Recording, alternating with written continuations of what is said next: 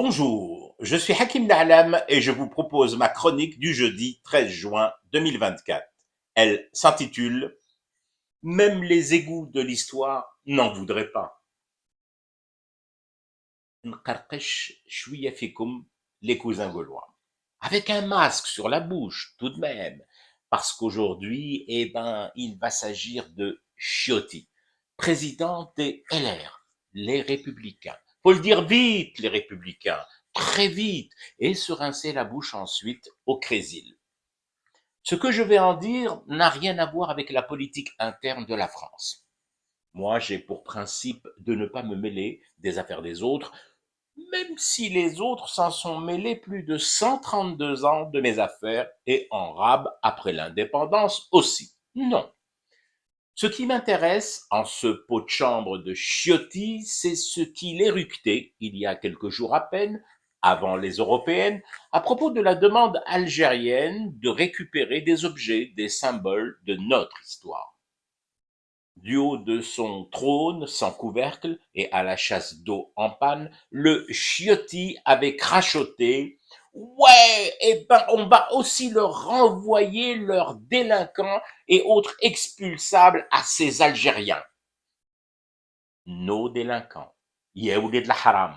Quand je vois comment, à ton âge, et malgré les séjours intensifs en cabine UV et les soins du visage, tu t'es rendu langue et ventre à terre dans le bureau d'un gamin, Jordi Bardella, pour l'implorer d'un poste de ministre de l'Intérieur dans le futur gouvernement vichiste de Marine Le Pen et du RN, vois-tu, le dernier de mes délinquants me paraît plus propre que toi.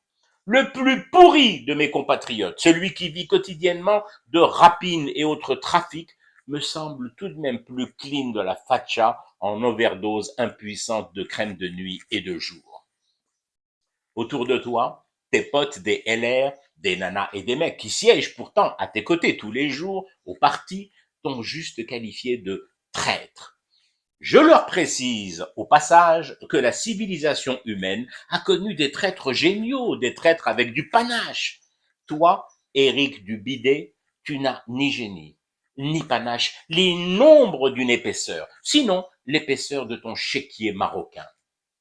Tu as trahi pour une miche de pain rassis que Bardella t'a lancé dans le coin le plus sale de son bureau, qui n'en manque pas de coins et recoins sales, et tu t'es jeté dessus comme un rat manicuré. Et c'est toi, Hacha les rats, qui ose menacer l'Algérie de lui renvoyer ses délinquants. Mais enfin, Ciotti, chacun de mes délinquants, pris individuellement ou en bande, est un Robin des Bois et le shérif de Nottingham-sur-Seine.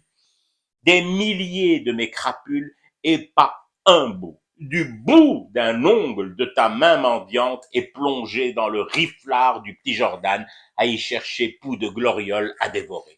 Je te le dis et répète, tu peux faire la péripatéticienne autant que ta peau tirée te le permet encore. Mais en France, et avec tes potes fachos, ne t'avise pas une seconde à parler des bandits des Édiens.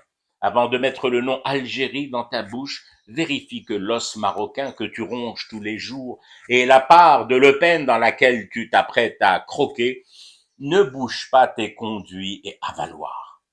Une sénatrice des LR au bord des larmes hier sur le plateau d'une chaîne d'infos continue a eu cette sentence terrible à ton propos. Ciotti finira dans les égouts de l'histoire. Non, madame la sénatrice, désolé. L'histoire, lorsqu'elle s'écrit honnêtement, sans falsification, se choisit tout de même des égouts plus propres que votre président de parti. Je fume du thé et je reste éveillé. Le cauchemar continue. C'était Hakim Na'alam, je vous retrouve samedi pour une autre chronique et une autre façon de dire son amour à l'Algérie.